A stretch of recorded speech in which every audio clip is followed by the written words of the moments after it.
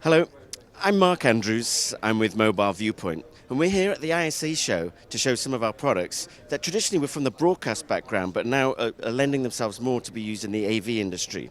So what we have here are some hardware encoders which actually can live stream over the 3G, 4G and the up and coming 5G networks. So basically what you do, you have a camera on location, could be remote, and basically you connect one of our units, can be in a backpack, and it will live stream with very low latency back to a broadcast center, or if you're using social media, Facebook, YouTube, that sort of thing, we can live directly to one of those social media platforms.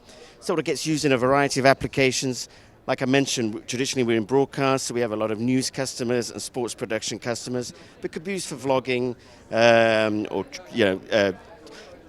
studies, exhibitions, that sort of stuff. Anywhere where a corporate really wants to increase their market awareness and want to do live streaming. So here it uses H.265 compression. We can bond together multiple 3G, 4G networks, which in effect makes it super reliable, and the latency is very low.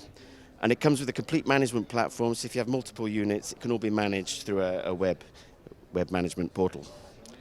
If you want more information, please go to our website, www.mobileviewpoint.com. Many thanks.